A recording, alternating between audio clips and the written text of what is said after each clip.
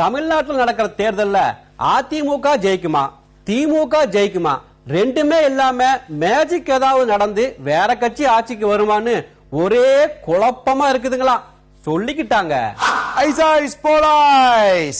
தலைவா, புதுச்சேரியில mixie, grinder, laptop, சைக்கிள்னு கொடுத்த தெம்புல ஆளுங்கட்சி தைரியமா இருக்காங்களா?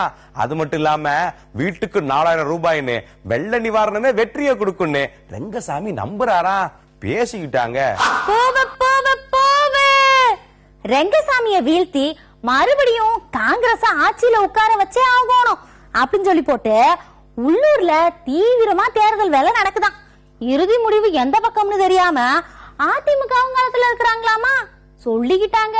புதுச்சேரியிலயும் தமிழ்நாட்டிலயும் எந்த கட்சி ஆட்சிக்கு வந்தாலும் முதலமைச்சர் பதவிக்கு அடுத்த கட்ட தலைவர்கள் பேரு அடிபடுதான்.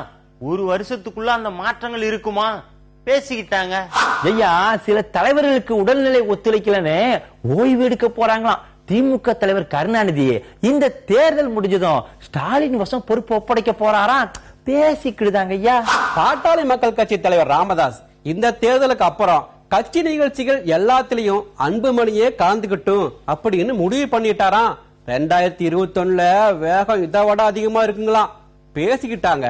இன்னொரு பக்கம் தலைவா, மதிமுகவோட பொதுச் செயலாளர் வைகோ தேர்தல் அரசியலே நமக்கு ஒத்து வராதுன்னு நெருங்கி பழகிறவங்களோட டிஸ்கஸ் பண்றாரா. இந்த தேர்தல்ல வைகோ மகன் வையாபுரியோட என்ட்ரி கட்சியில புத்துணர்ச்சியை கொடுத்திருக்கான். பேசிக்கிட்டாங்க.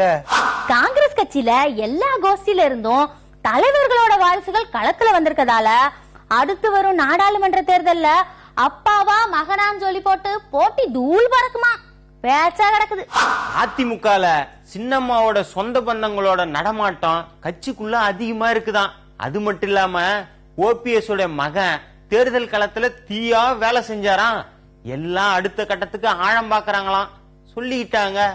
ஐயா, திமுகவுல அன்பில் மகேஷ் பொய்யாமொழி, ஐபி மகன் செந்தில்குமார் இவங்க கைதான் ஓங்கி இருக்குதான். இவங்க 2 பேருக்கும் உதயநிதியும் சபரீசனும் வெளியில இருந்து ஆதரவு கொடுக்கறாங்களா?